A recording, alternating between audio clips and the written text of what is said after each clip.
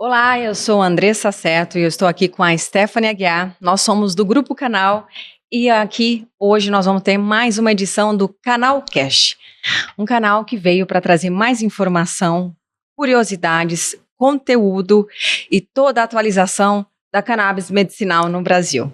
E hoje nós estamos aqui com o Dr.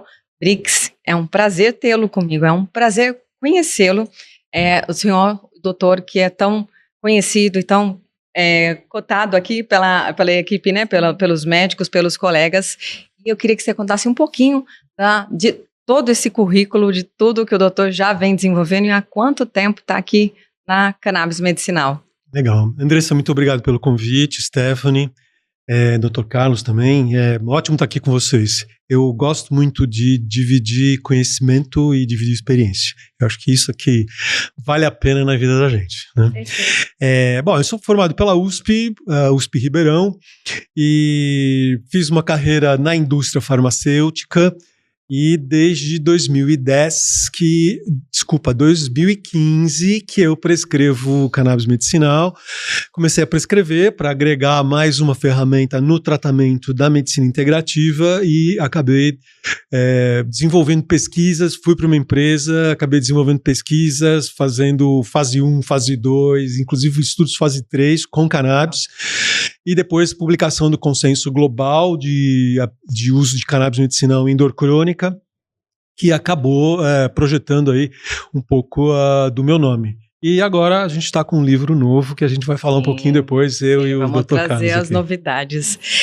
E contamos também com o Dr. Carlos Loureiro, que é um pioneiro aí da medicina canabinoide na odontologia, né, doutor? Olha, a odontologia está crescendo cada vez mais. Antes de tudo, muito obrigado pelo convite. Eu conheci o Rodrigo há pouco tempo, já tivemos muitas coisas em comuns aqui e hábitos familiares. A gente deu match, né? Deu match. Aí, né? Que foi comum, bem, né? Os hábitos são muito parecidos e muito obrigado pela presença aqui com vocês. Realmente acho que vai ser o primeiro de muitos. E a odontologia hoje, com a cannabis, eu tenho uma visão um pouquinho diferente do que é colocado no mercado de cursos. Então, é um mercado à parte. A odontologia faz parte da medicina canabinoide, né? Não tem odontologia canabinoide. Não, nós fazemos medicina canabinoide com atuação em odontologia. Sim. Então, eu tive um excelente professor, mestre, né? Eu comecei em 2020 a estudar e em 2021 eu já tinha uma noção, porque eu estudava por conta própria, até então não tinham cursos muito interessantes. E aí me foi oferecido o curso do Wellington, eu fiz, e aí rolou. E aí foi. Aí comecei aí se apaixonou, discussão, né? Não, é só quem está aqui sabe o quão empolgante e quão vibrante, excitante é esse tema, né? Então não tem como não deixar de se emocionar com isso. Com o que a gente consegue. Né? Então, por isso que a odontologia, isso me fez estudar muitas outras coisas, que até então não estudava. Neurociência, intestino e por aí vai, hormônios.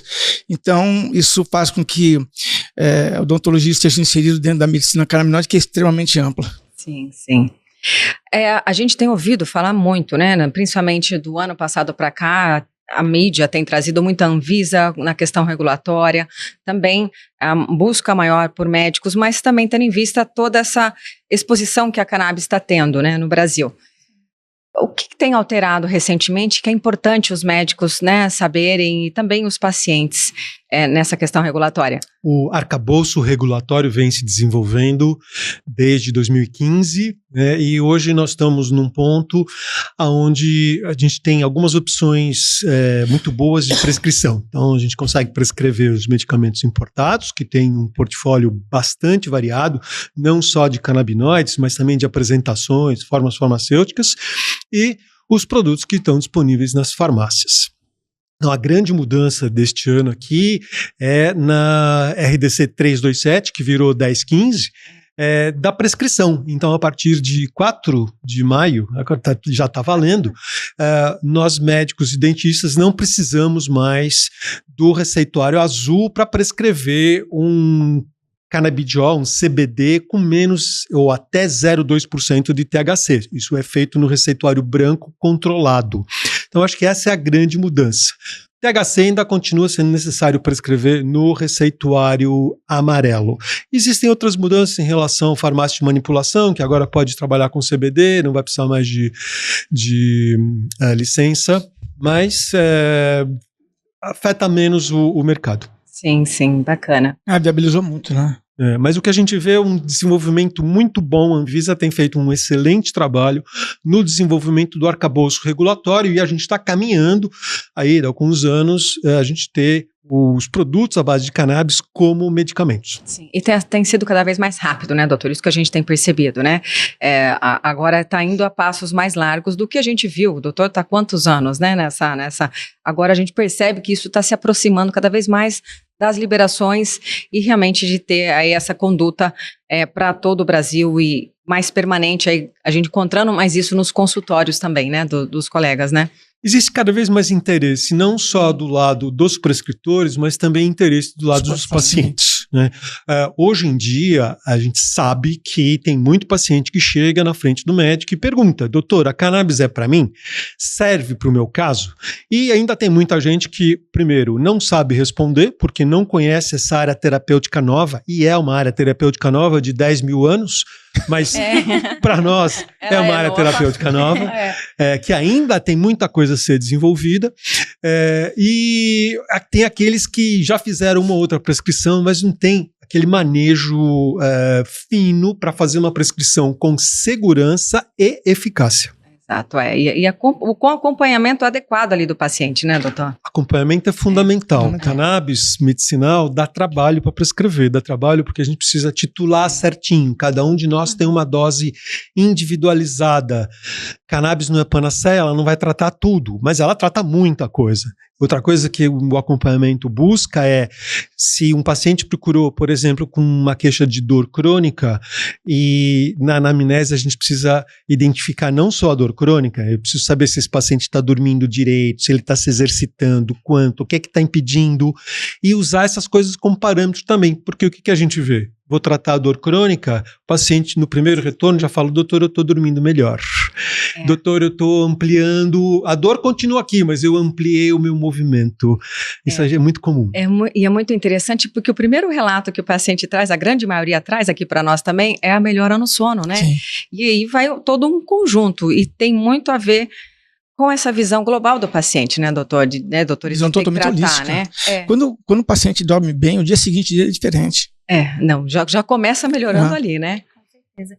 Doutores, para a gente entender um pouquinho também dessa dinâmica de como houve a conexão dos doutores, né, para entrar nesse ramo que é a medicina canabinoide.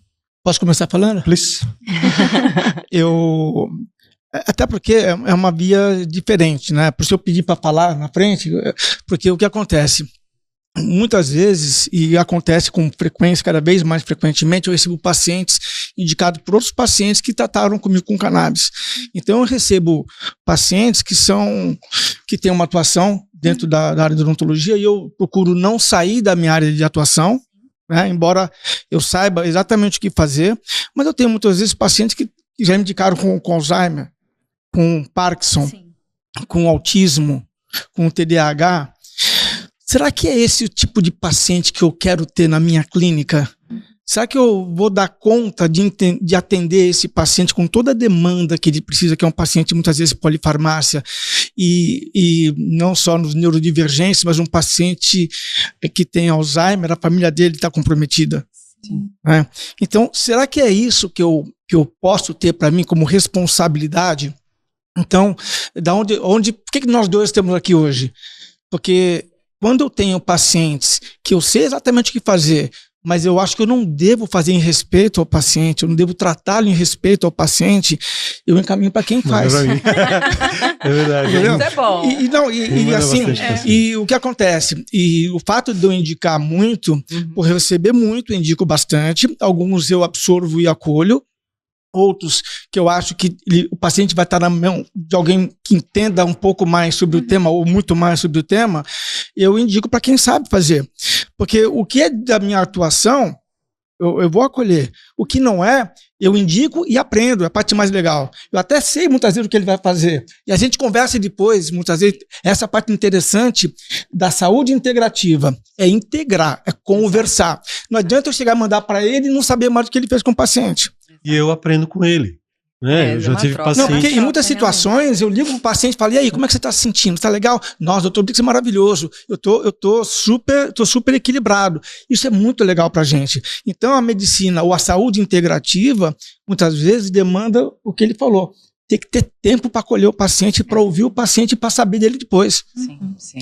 Com certeza. É isso mesmo. Eu fui para cannabis agregando mais uma ferramenta no meu arsenal terapêutico. Então eu vejo o paciente de forma integrativa e eu já tinha um mestrado de acupuntura, já fazia ozonioterapia, já fazia bioimpedância, já fazia várias outras coisas. Então a cannabis veio como mais uma ferramenta no arsenal.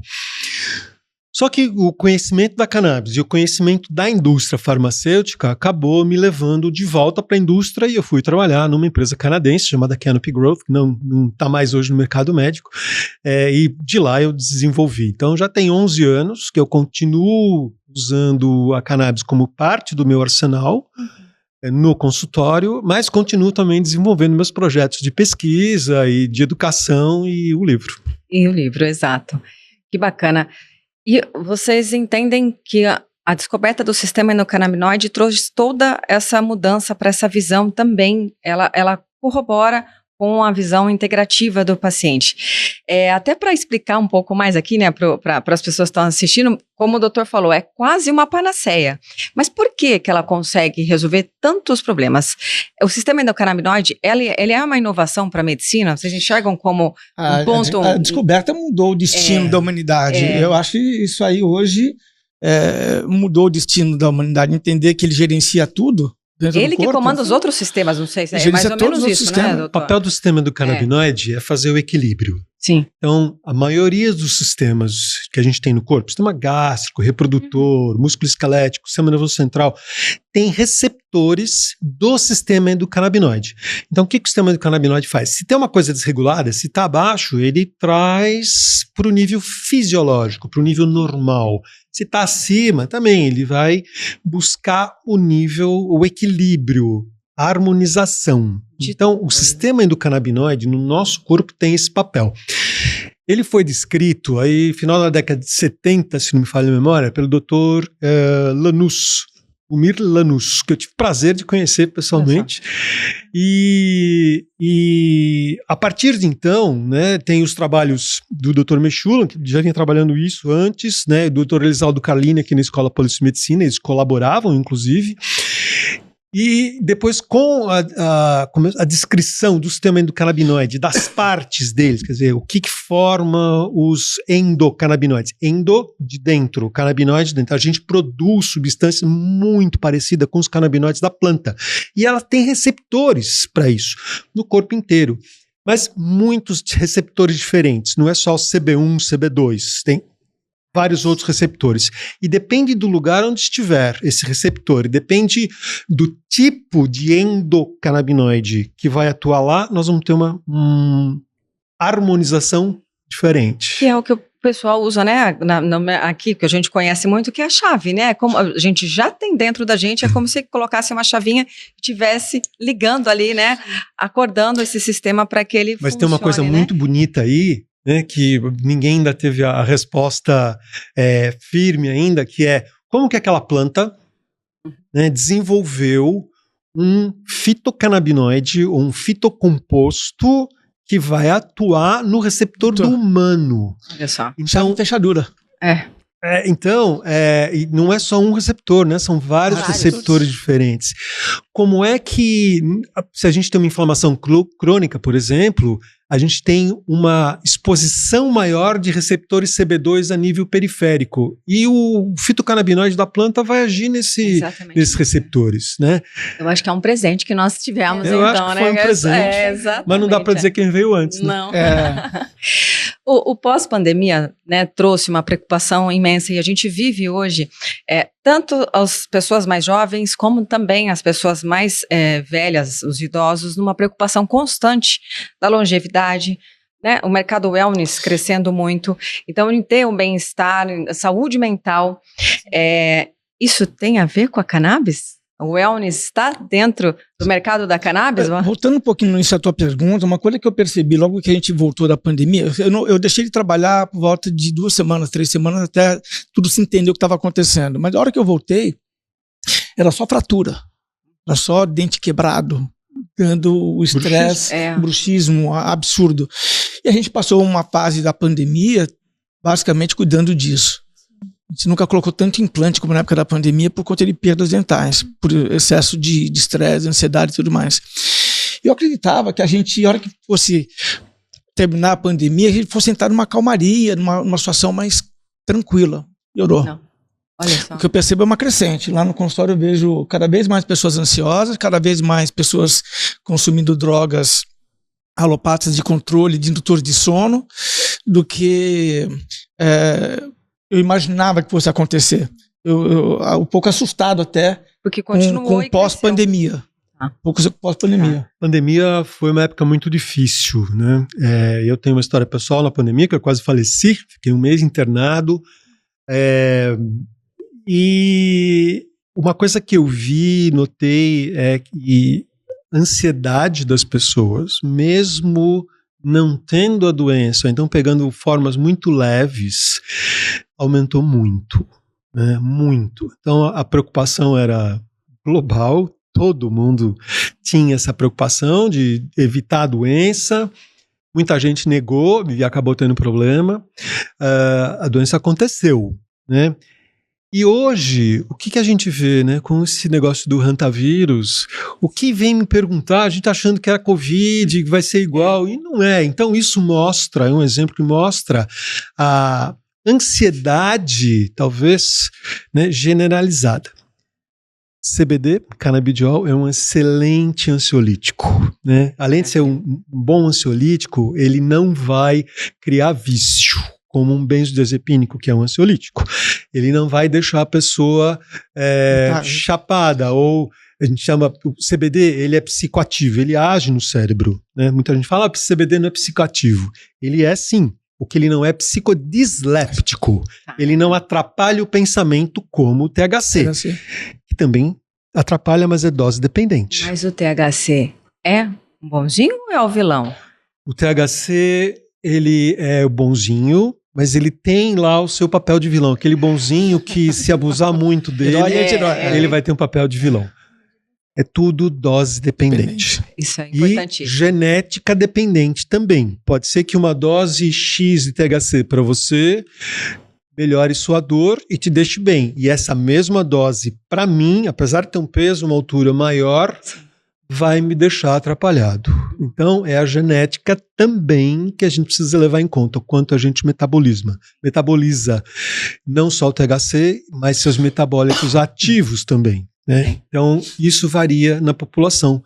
E é por isso que a cannabis é um tratamento individualizado. Precisa ser individualizado, acompanhado e seguido também com tudo que o paciente já faz ou já toma de medicamento. O que, para mim, chegam os pacientes super medicados, polifarmácia, como a gente fala, e eu preciso entrar com a cannabis, muitas vezes sabendo que vão acontecer interações medicamentosas. Importante. Mas existem formas de fazer isso, sem mexer na medicação do paciente de início, até que a cannabis tome o seu lugar dentro do tratamento, e aí sim a gente começa a reduzir as outras medicações. Existem formas de fazer isso, inclusive com morfina. Tem um trabalho que eu participei, que é a redução de morfina com entrada de produto à base de cannabis. Existe um protocolo para isso. Para fazer. Olha quanta coisa importante que o doutor trouxe agora. Então, das principais perguntas que chegam aqui para nós, né? Interações medicamentosas podem ocorrer. Então, realmente, precisa de um olhar, um cuidado especial nesse sentido. Uma pergunta que eu tenho que fazer. Então, que é muito trazido aqui para nós, né? Porque a gente usa muito agora falando um pouquinho de dor, né? Dor crônica, dor neuropática, a própria fibromialgia. Pode ocorrer também uma ajuda no desmame das medicações que esse paciente usa. Sem dúvida. Obviamente, como o doutor trouxe, de uma maneira adequada, né? E ali com muita paciência, Bem né? gerenciado. Bem gerenciado. Exatamente, com a contribuição extrema do paciente, porque ele tem que entender isso também, mas a gente também pode entender como um auxílio até de não digo um desmame, mas de uma tratativa menor com os opioides, né? Como o doutor trouxe a morfina. A gente consegue, né, trazer uma redução ali nos opioides. A parte importante, quando você chega no nível de atendimento como esse, você tem que saber o que está fazendo. Então, ou seja, você não pode ter uma mentalidade alopata e falar assim, você vai tomar X gotas de manhã, X gotas à tarde e pronto. Sim. Então, a primeira coisa, tem que saber o que está fazendo. Uhum. E por que o desmame é interessante? Você está trocando um material, um fármaco que tem muitos efeitos colaterais, Sim. né, que atrapalham a qualidade de vida da pessoa, por uma que praticamente não tem efeito colateral. É isso que Essa é a parte mais legal. Quais são os efeitos que podem ter, os efeitos colaterais da cannabis? Eu vou falar por mim, lá em casa. Lá em casa eu tomo cannabis, a Zilda, minha mulher, toma, minha Sofia também, que é minha caçula, também toma. Falta comida, mas não falta cannabis. Eu disse assim, não tem, como ele falou, não tem independência química da cannabis. O que você fica muito dependente é do benefício que ela te causa. Essa semana eu estava voltando para casa, aí ligou um paciente, um Toninho, foi uma figura, tem 83 anos. Ele chama de Carlinhos. Carlinhos, fala uma coisa, a cannabis não está fazendo mais efeito. Eu falei, jura? Pode acontecer. Mas ele estava tomando porque estava com crise de ansiedade, estava dormindo mal. Eu falei assim, mas você está ansioso? Eu falei, não. Você está dormindo? Como nunca. Então está fazendo efeito. Exato. Deixa de tomar um dia para ver. Não, sabe o que acontece? Ser, né? Sabe quando a pessoa vai sentir que ela faz efeito? Quando ela esquece de comprar e falta o óleo. Exatamente. Dá 1, 2 semanas, a pessoa volta tudo que estava antes. Eles ligam desesperados. Aí ligam desesperados. Pelo amor de Deus. Pelo amor de Deus. E aí a gente corre. Mas é um dado interessante. As pessoas sentem falta, percebem o quão bem ela está fazendo, na hora que fica sem. Porque durante está tudo bem, a pessoa está tranquila. A gente esquece, né? Dos problemas que tinha e acha que não é mais a cannabis. Né? Na verdade, assim, a cannabis equilibrou. Na hora que faltou a cannabis, o desequilíbrio volta. Sim. Entendeu? Então é onde as pessoas vão sentir a diferença. Cannabis tem efeito colateral, sim, né? Todos os canabinoides, incluindo o canabidiol, o CBD, mas é tudo dose dependente. Então depende de quanto você toma. No CBD, ele pode até dar dor de cabeça, ele pode reduzir o apetite, mas em doses tão altas que o custo seria inviável. Eu estou falando aí de 1.200 miligramas por dia, é muito alto. Então a gente não chega nisso. Mas existem trabalhos que mostram isso, né? A gente vê. Já o THC, como eu falei, ele é dose dependente também e depende também de pessoa para pessoa. Porém, o efeito colateral do THC é muito, muito conhecido. Então, ele atrapalha os pensamentos, ele é psicodisléptico, ele pode dar tontura, ele pode dar sede, ele pode dar boca seca, ele pode dar uma dor de cabeça depois. Mas fome. Ele vai dar, e fome, né? A famosa larica. Mas é tudo dependendo da dose que a gente toma de cada vez. E também, na prática clínica, a gente tem formas de gerenciar isso. Então, nós sabemos hoje que se eu administro o CBD, o canabidiol, junto com o THC, delta-9-tetraidrocannabinol, eu achato a curva da disponibilidade do THC. O que isso faz? Diminui os efeitos colaterais. Então, muitas vezes, quando o paciente se queixa, doutor, eu acordei um pouco tonto, aquele paciente com dor crônica, que a gente entrou com CBD em THC mais forte à noite, uma dose um pouquinho maior, a gente pode pedir para ele, paciente, ou começar a tomar antes, ou eu aumento a dose do CBD para ele. Com isso, eu diminuo o efeito colateral sem perder o efeito medicamentoso e sem perder a segurança do tratamento. Então tem formas de fazer, é tudo experiência. E a experiência, a vasta experiência que os doutores têm, então por isso a importância, né, dos colegas, os médicos, dentistas terem essa, entender, de estar o tempo todo buscando conhecimento, estudando, mas principalmente a prática clínica acaba trazendo muito, né? Esse feeling, entendendo ali Sem o perfil dúvida. do paciente, A gente né? aprende com cada paciente. Aprende né? com A gente todo aprende com cada paciente. paciente. Cada paciente que chega, né, traz aprendizado. uma demanda. Um aprendizado diferente. E esse cuidado, essa atenção em entender que a cannabis, ela vai resolver, né, a maior parte, né, obviamente que tem um paciente que a cannabis não vai funcionar, isso acontece, eu acredito que os doutores podem confirmar, ela não é realmente para todos, é para a grande maioria, mas esse olhar e esse entendimento, tanto do médico como o paciente, é de suma importância. Eu falo que é uma parceria, né, doutores? Porque Sem dúvida. quando é oferecido a cannabis, ou quando o paciente traz a cannabis, né, como pergunta ali na consulta,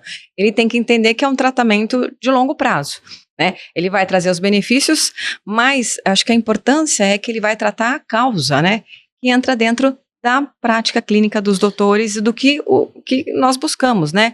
E entra, inclusive, na questão da longevidade, da wellness, da saúde, que é tratar o paciente do início ali da causa e, em contrapartida, ele vai ter benefício em todo o restante do organismo dele, né? Em todas as outras patologias, eventualmente, que ele apresenta ali, né?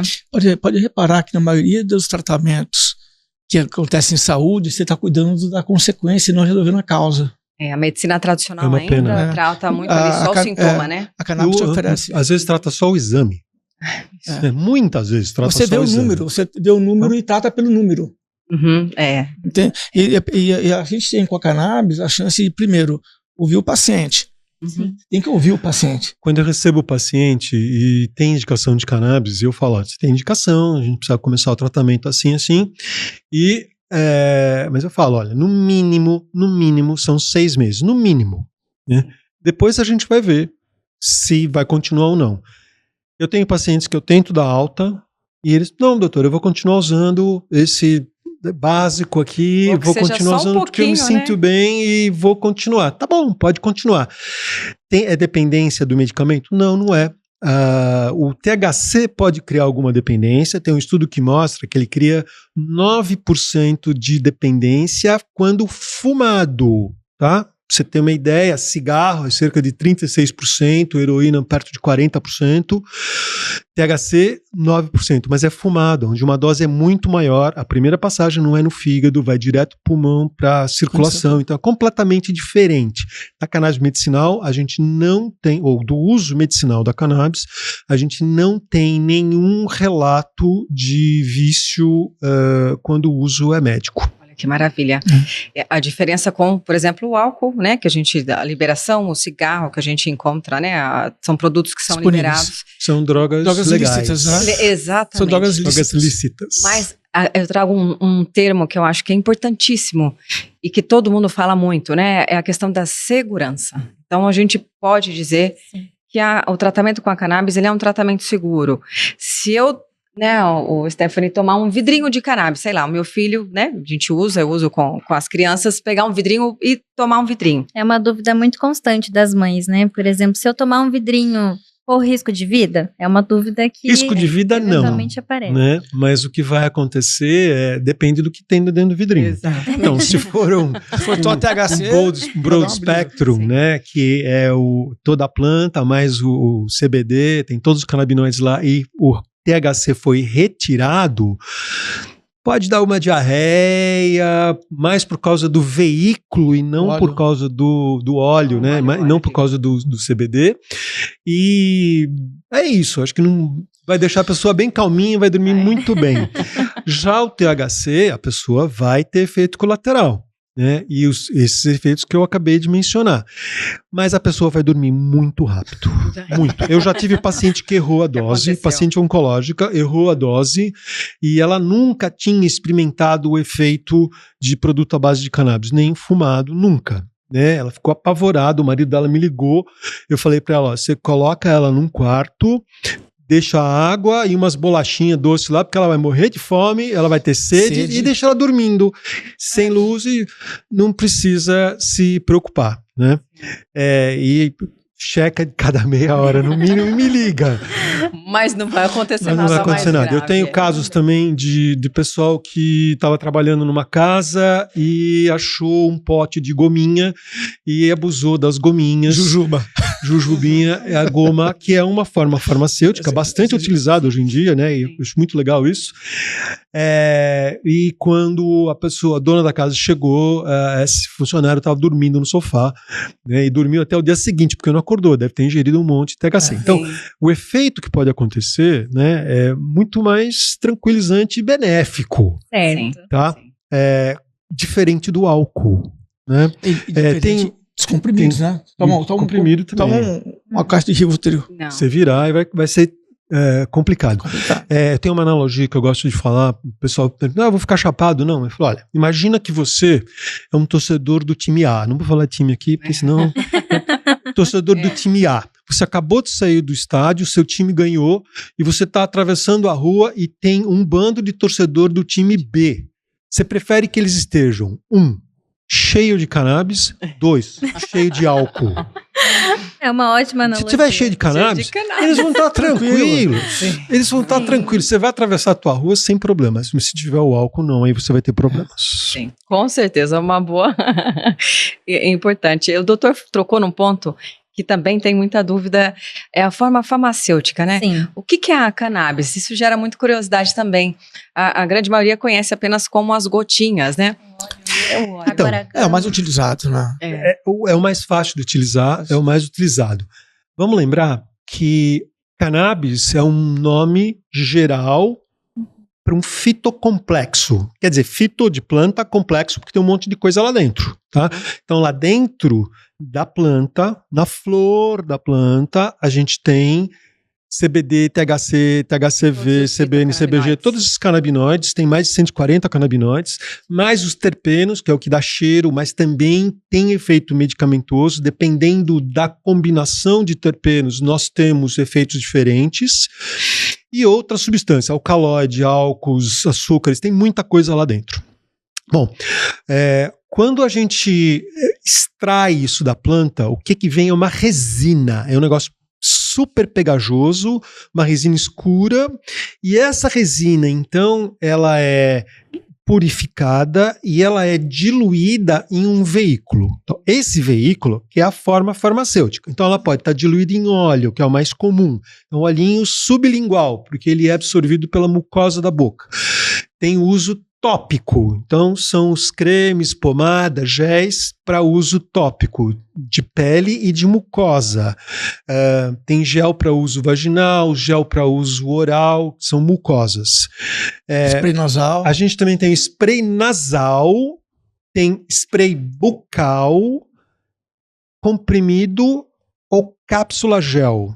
Né? Que aí a gente vai usar para o paciente que a gente já sabe a dose, está estabilizado e é mais fácil de você usar no dia a dia uma cápsula do que você está num trabalho, tirar as gotinhas, põe na boca, alguém vai lá e pergunta, o que você está tomando, não sei o quê. Então, o mais fácil hoje é realmente o óleo, né? O mais fácil de achar e ele é mais fácil de titular, de a gente chegar na dose do paciente. É por isso que a gente tem pasta de dente e colutório também. Tem pasta de dente, tem colutório, Tem a parte de beauty, né, de beleza, cremes, sim, né, que dá pra, enfim, aí a área de cosmética é vastíssima, fora do Brasil, né? No Brasil não pode. Não pode ter. No Brasil não pode, é proibido. Mas o mercado de cosméticos lá fora é gigantesco.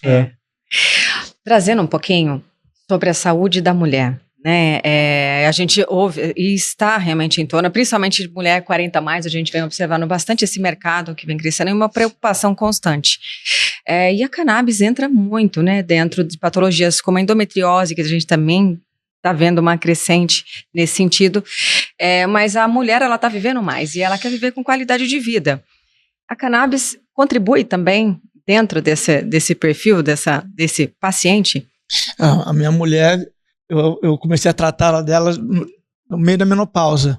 Ela depois da cannabis, é outra mulher, em todos os aspectos. Isso é bom, tem que falar para todos os homens, não. Então. Modula bastante o fogaço, modula a parte cognitiva, modula a estabilidade de humor, é muito interessante. Eu vejo que a questão do sono é o que, por exemplo, mais pega, então, acho que, né, para nós, eu percebo isso, que com a melhora do sono a gente consegue também ter os outros aspectos. Assim, tudo é retroalimentado, né? Os sinais e sintomas se retroalimentam. Né? Se você tem um quadro de ansiedade, você dorme mal o dia seguinte vai ser pior, aumenta a ansiedade, você entra num ciclo muito muito complicado. O papel da cannabis na saúde feminina, acho que ainda está se ampliando. Né? E tem muito interesse. Eu vou te falar, tem muito interesse científico, muito interesse prático também, do ponto de vista dos prescritores também. Né? O Congresso Brasileiro de Cannabis Medicinal vai ter uma mesa dedicada à saúde feminina, como teve o ano passado, e foi a mesa que fez mais sucesso. Então, nessa mesa, nós vamos falar de fibromialgia, vamos falar de TPM, vamos falar de libido, orgasmo, e como a cannabis se encaixa dentro desses temas. Né? Mas eu acho que existem coisas muito pontuais dentro da saúde feminina que a cannabis consegue atuar de forma muito forte. Fibromialgia. A gente sabe que 3 em cada 4 casos de fibromialgia acontecem em mulheres. Então, e de uma idade produtiva, é uma patologia muito complicada, né?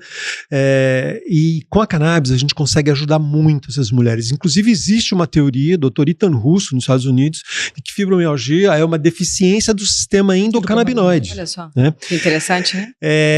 Então, fibromialgia. Outra coisa, como você falou, é distúrbio de sono. Né? Uma grande parte da nossa população tem distúrbio de sono. Tanto o Carlos quanto eu, a gente trabalha com medicina de sono e a gente vê isso realmente.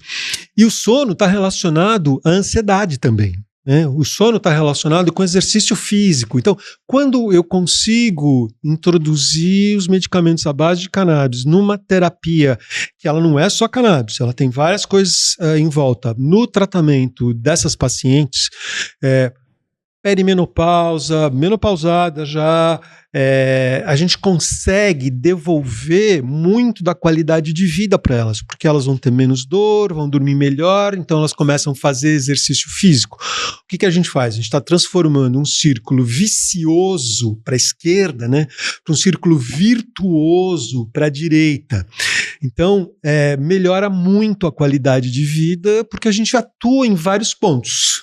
Cannabis não é panaceia, mas ela atua em várias coisas, né? Que, na verdade, o que ele está falando é uma coisa conceitual. Você não está tratando a menopausa, você está tratando a pessoa. Quando você trata a pessoa com cannabis, você não está tratando uma doença específica. Consequentemente, você vai tocar no que está incomodando. Você trata ela no global, como você está tratando a pessoa como um todo. E essa é a necessidade que os prescritores têm de se dedicar a ouvir e entender o que está acontecendo com aquele paciente, porque invariavelmente você vai resolver problemas que nem a pessoa sabia que tinha. Sim. Né? Então, esbarra em outras coisas, em outras atividades que acontecem durante o dia a dia dela, mas você sempre vai tratar a pessoa. Você não vai tratar a fibromialgia, ou sono, ou ansiedade. Você vai harmonizar aquela pessoa. Né? Que é a medicina integrativa. E aí você associa uma terapia, principalmente terapia cognitivo-comportamental, para que a mulher aprenda as ferramentas para lidar com a condição dela. A cannabis está reduzindo a ansiedade, melhorando a dor, melhorando o distúrbio de sono. Então ela passa a fazer parte do seu próprio tratamento. Ela passa a ter uma propriedade, né, do seu tratamento. Isso é muito legal. Com a cannabis a gente consegue fazer isso e ajudar essas mulheres. Isso permite uma mudança de hábitos também na pessoa. Sem dúvida. Porque quando a pessoa, uma situação hipotética, está com dor, não consegue dormir direito, eu vou para academia, não vai. Se ela dorme melhor, vai acordar melhor, vai ter mais ânimo para academia, ela vai ter outros neurotransmissores decorrendo da atividade física, é super importante para tudo, né? Atividade física é super importante para tudo. Então, quando você cuida de uma parte, você oferece subsídios para uma mudança de estilo de vida que é extremamente importante, falando sobre o wellness, né? Sim. O wellness é mudança de estilo de vida. Foi uma parte da pergunta que a gente não respondeu, né? Como é que entra a cannabis na longevidade? É muito fácil. A gente falou do sistema endocannabinoide, né? Então, se hoje um paciente tem um sistema endocannabinoide desequilibrado, né? Como é que ele vai estar daqui 20, 30 anos? Ele vai partir de um ponto desequilibrado para estar num ponto muito mais desequilibrado lá para frente. Então, ele pode não estar percebendo isso hoje, né? Mas um executivo aí que tem uma demanda gigantesca, né? Muito grande, problema de sono, e tem muitos deles acham, eu durmo pouco porque só 4 horas está bom para mim, eu não preciso. É o que eu preciso. Está se matando. vai se matar mais cedo, ele vai ter alguma doença mais cedo. Então, com a cannabis, a gente consegue acertar esses hábitos, mas também consegue regular o sistema endocannabinoide agora, com 30, 40 anos. E não esperar lá nos 60, né, para quando eu já estou cheio de dor, cheio de problema, para começar a tratar. É mais difícil equilibrar. Sim, Então, exatamente. Tem um papel muito importante em longevidade, dependendo de cada um, é claro, mas só o equilíbrio, a ajuda para o sistema endocannabinoide, eu acho que já justifica colocar a cannabis dentro do protocolo de tratamento de longevidade. Uma né? coisa que é interessante que a gente percebe em pacientes que são tratados com cannabis, que teoricamente é um tratamento mais natural, eu percebo que as pessoas se preocupam mais depois do tratamento com cannabis, da alimentação. É verdade. É engraçado, às vezes o paciente que nem... Eu abordo o tema nutrição, que é um tema que tem que estar recorrente em todas as nossas consultas, mas eu percebo que as pessoas aderem. A aderência à mudança de vida que a cannabis pode propiciar para essas pessoas é gigantesca. E é uma coisa que acontece que eu não contava. É meio que automático. É meio que automático, né? E do ponto de vista metabólico também, porque os componentes da cannabis, eles atuam reduzindo inflamação, que é uma coisa, inflamação crônica, a gente não sente e vai afetando anos e anos e anos. Então a gente consegue reduzir inflamação e consegue reduzir o estresse oxidativo do corpo, que é isso que envelhece. Né? É realmente o aumento do estresse oxidativo. Com a cannabis a gente consegue reduzir. Então a indicação é muito clara. E na verdade esse estresse oxidativo também é silencioso, né? Também, totalmente. Silencioso. A inflamação crônica é silenciosa. Quando ele dá sinal, corre porque vai ter problema. Já está estourando, Já tá né? estourando. Já estourou. Puxando um pouquinho do que os doutores mencionaram sobre qualidade de vida, sobre atividade física, migrando um pouquinho para a parte de esporte. Os doutores acreditam que a medicina canabinoide, ela traz um recurso para esses esportistas? Ppode atuar nessa... Pode. Nesse ramo? Vai melhorar a performance? Eu fui fazer o curso de medicina do esporte e naquele mesmo ano já me chamaram para dar aula de cannabis dentro da pós-graduação de medicina do esporte, né? E já dei essa aula 2 vezes no congresso de cannabis, sobre o papel da cannabis. Então a grande pergunta é, cannabis pode melhorar a performance? Né? A gente não tem nenhum estudo mostrando isso. Eu tenho uma teoria de que a gente tem muito receptor CB2 e uma quantidade maior no cérebro de CB2 no lóbulo pré-frontal, que é onde a gente tem controle do medo. Quando a gente entra com um produto à base de cannabis, muito mais a associação CBD com THC, a gente consegue reduzir o medo. O atleta profissional, ele é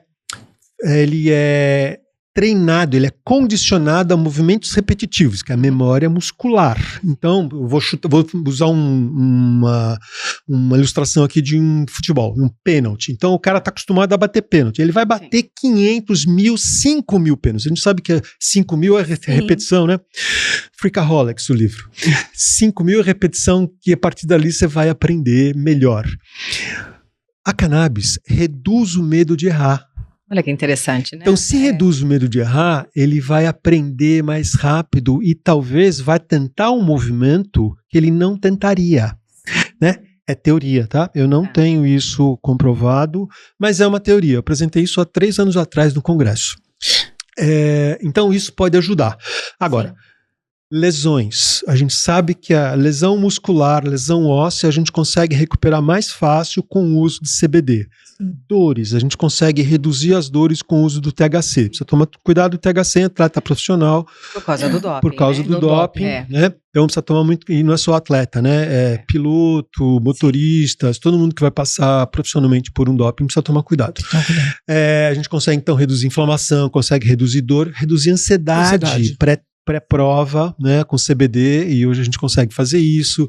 A gente consegue reduzir o tempo de recuperação desse atleta para que ele volte a treinar com uma intensidade mais forte e mais cedo. Espaço-tempo Todos eles querem. Todos eles querem. É o que eles buscam, né? Esse atleta vai dormir melhor na noite antes da prova. Esse atleta vai dormir melhor depois também, né? Mesmo se ele tiver perdido. Vamos dizer que ele não tenha conseguido o objetivo dele, se chateia, e com toda a razão. É uma perda, né? Um luto.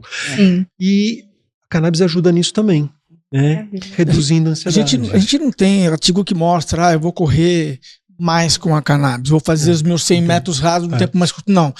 O que acontece? Quando você encurta o tempo de recuperação muscular, todo treino você tem lesão muscular, é o que faz a hipertrofia acontecer. Mas se você dorme mal naquela noite, você não vai a tua performance vai estar prejudicada. Se você dorme melhor, a tua performance está garantida, vamos dizer assim. Com certeza. Está garantida.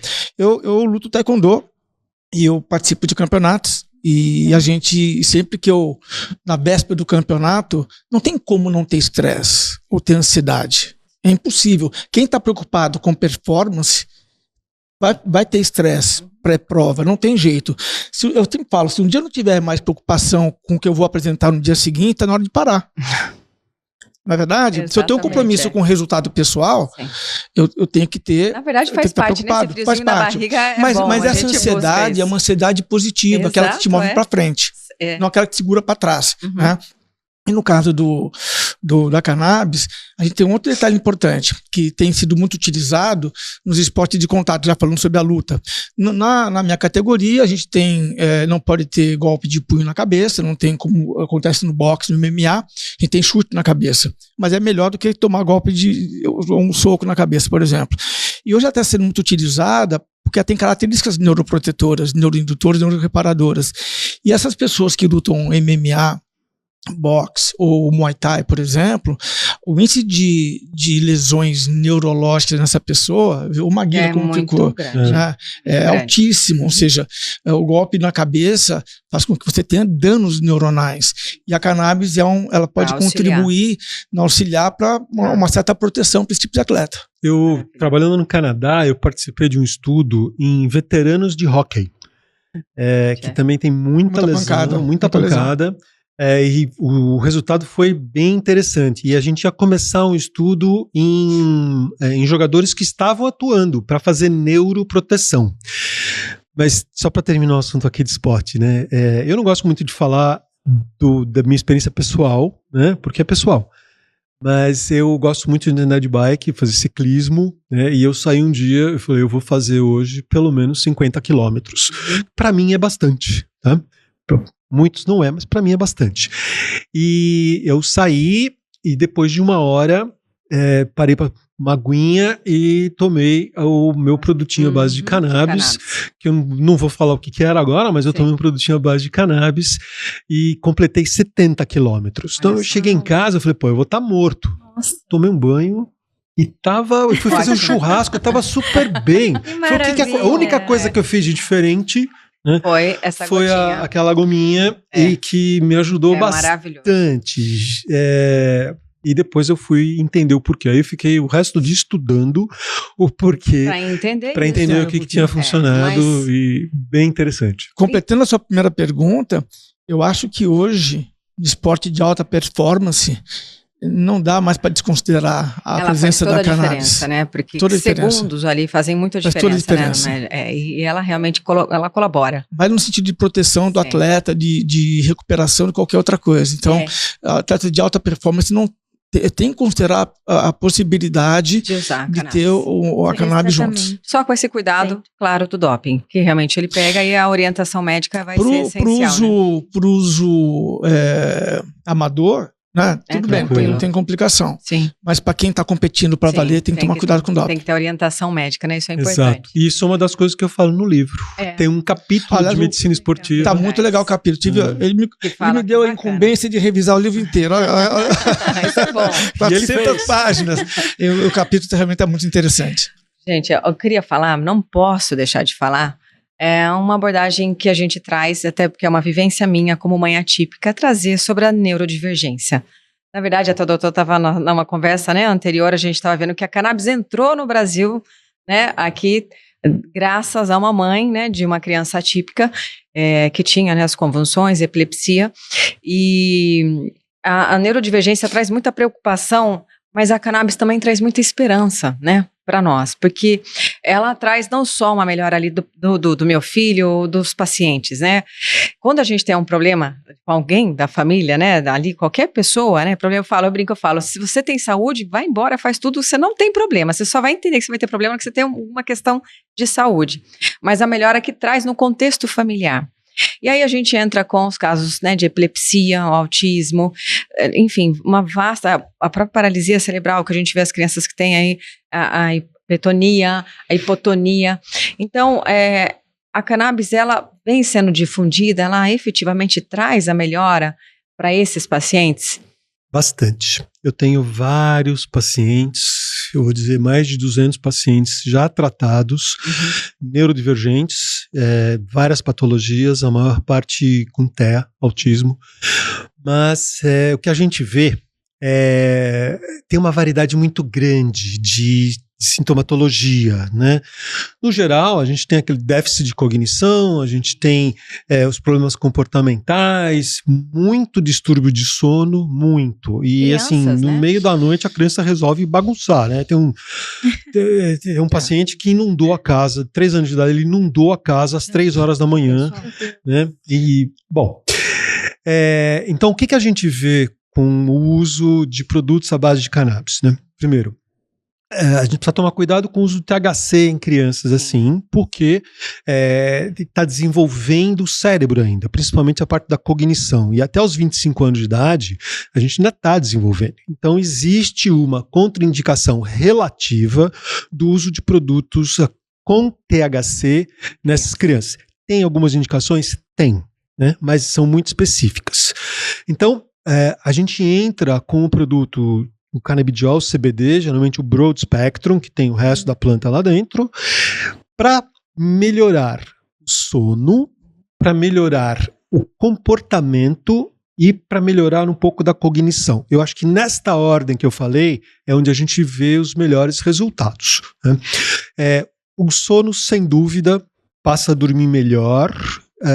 A gente consegue acertar os canabinoides para aquela criança específica e tem um ganho em cima disso, que a gente consegue retirar alguns medicamentos que vão fazer mal para esse paciente depois. Que ao longo da vida, né? Bom, eu não vou falar o nome comercial aqui agora, mas tem medicamentos que aumentam prolactina, medicamentos que engordam demais, medicamentos que atrapalham o comportamento, né? Até a parte cognitiva, né? Então, você melhora a cognitiva e atrapalha o comportamento, ou atrapalha o comportamento e não melhora a cognitiva. Uma coisa e piora a outra. E com a cannabis, com o tempo a gente consegue reduzir até retirar esse tipo de medicamento. E com isso, a criança vai passar a fazer coisas, por exemplo, acordar de manhã e se vestir, ou arrumar uma cama, ou tomar banho sozinho, né? Que não conseguia antes, que a gente consegue com o tempo, com terapia junto, obviamente, com todo o suporte da família, é muito importante isso, a gente consegue melhorar. Eu tive pais, teve um pai que veio no consultório e chorando. Eu falei, o que aconteceu? Não sei o que. Ele queria me agradecer. E ele não conseguia falar, mas ele queria me agradecer que eu devolvi a vida de família de volta para ele. É a vida da família, porque eles não tinham, né? Ele tinha uma filha, um menino pequeno de acho que 8 anos e uma filha de 12, 13 anos, e a filha vivia crise em crise. Eram as crises do menino que tinha o problema da neurodivergência e os pais em volta. O pai saía para trabalhar e precisava trabalhar e saía preocupado, a mãe não conseguia fazer mais nada. E com o tempo essa criança foi calmando, começava a ir mais, conseguia ir na escola, não precisava ir buscar todo dia na escola mais cedo, né? Rotina mais habitual, né? Uma rotina um pouco, porque a família começou também a funcionar melhor. Né? Você harmonizou a família. E foi, assim, nesse caso, foi devolver, que é um caso anedótico, mas assim, ele simboliza muito bem o que a gente consegue com os medicamentos à base de cannabis nos pacientes neurodivergentes. E não só no TEA, mas também nos pacientes que tiveram paralisia cerebral, né? A gente consegue reduzir a ansiedade desses pacientes, consegue melhorar sono.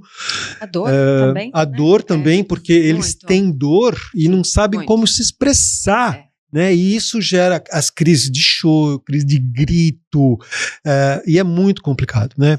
Tem casos de paciente com TEA nível 2 que tinha muito problema com som, não conseguia escutar som, né? E aí depois eu vejo um vídeo daquela mesma menina, não é caso meu, mas eu vi um vídeo da mesma menina dançando no meio da sala, né? As próprias síndromes raras também, né? Todas, também, a gente todas. consegue encontrar melhora em todos os perfis, né, de pacientes, né? Entrando um pouquinho quando você falou de síndromes raras, a gente não tem literatura que contempla tudo. Sim. Mas tem uma parte da pirâmide de evidência que é observacional.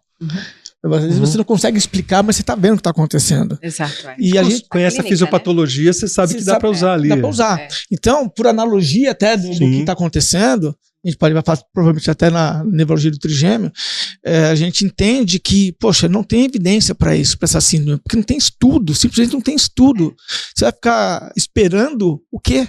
Para tratar aquela criança, se você tem, por analogia, você consegue ter pelo menos um suporte de intuição, subsídio científico, porque não tentar.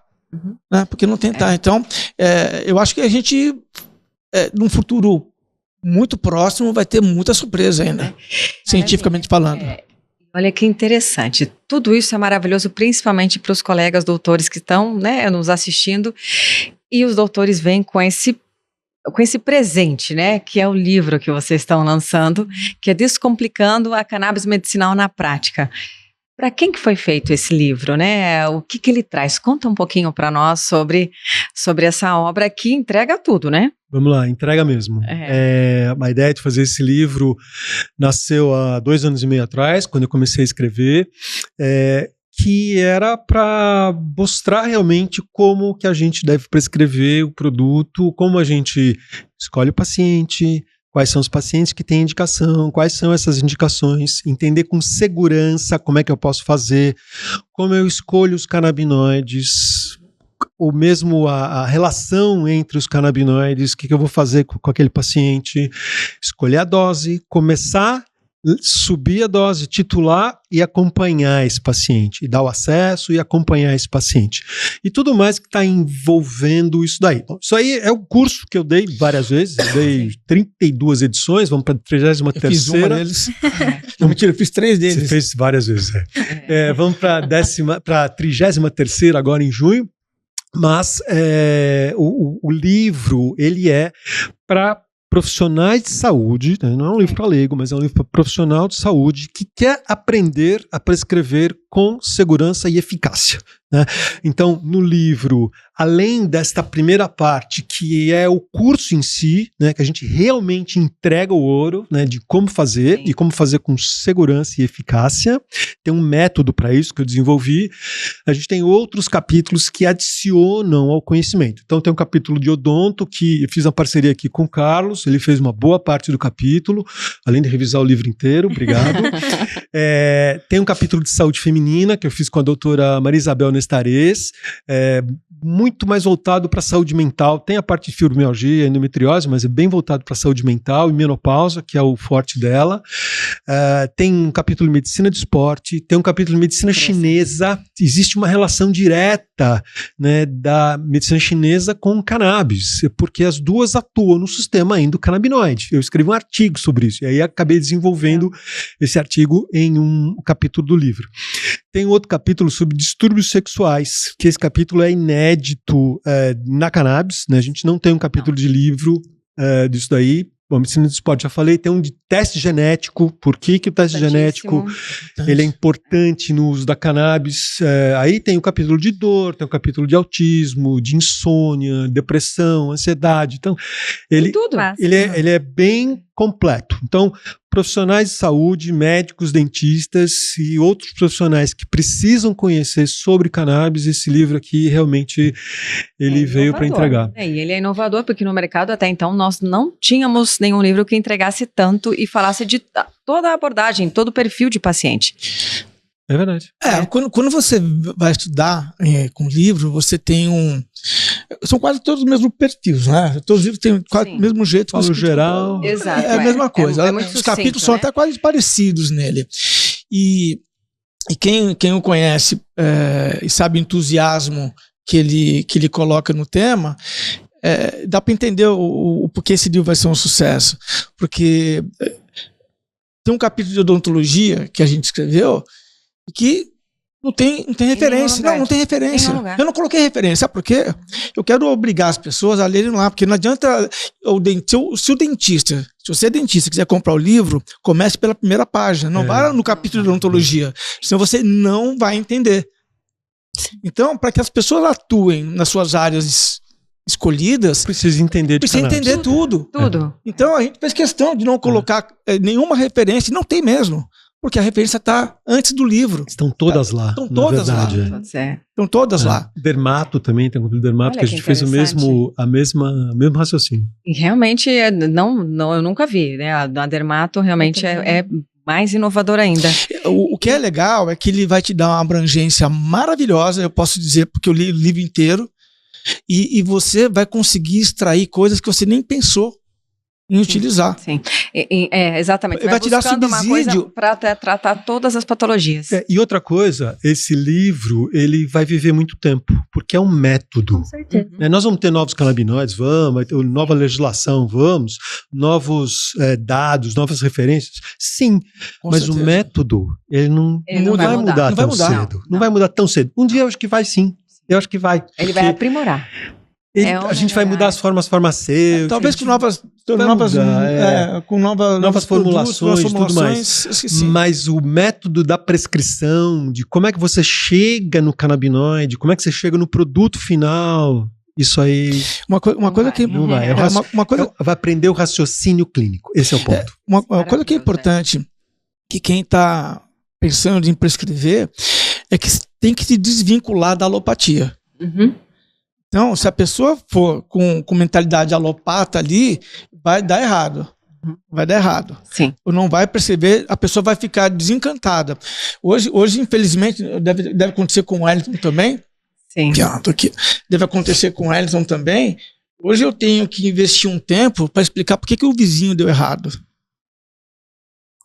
Por que não deu certo com tal conhecido? Com o paciente, né? Que porque loucura, né? Se a pessoa, se quem prescreve tiver uma mentalidade absolutamente alopata, ou não tiver tempo para ouvir o paciente, por favor, não entre no mundo da cannabis. E de acompanhar o paciente, né? Principalmente. Precisa ter tempo. Precisa ter tempo. Dedicação. Não só ter tempo, às vezes a pessoa tem tempo, mas não tem vontade. Tem que ter tempo, vontade e disposição. Mas olha, eu tenho certeza que esse livro, ele é disruptivo e ele vai trazer uma inovação, eu acho que é uma nova abertura e uma nova oportunidade que os doutores estão trazendo para os colegas. Com certeza. Então, eu fico muito feliz, nós ficamos muito felizes. Sim. Em recebê-los, em fazer parte desse processo, porque eu entendo que é um marco na história, tá? Da medicina, tá, doutores? E agradeço pela oportunidade de vocês terem nos dado, né? Essa oportunidade de estar junto nessa caminhada e do lançamento desse livro. Então, desejo muito sucesso e quero fazer parte, estar sempre aí com vocês nessa divulgação, né? E nesse trabalho maravilhoso que vocês já vêm desenvolvendo e propagando aí cada vez mais para a área médica e para a área odontológica. Obrigado. Obrigada. Nós que agradecemos aqui a oportunidade. Obrigada. Gente, é isso. Obrigada. Quer nos acompanhar nas redes? Vai estar aqui para vocês as nossas redes sociais e nos acompanhem que sempre tem mais novidades aqui e informações sobre a cannabis medicinal.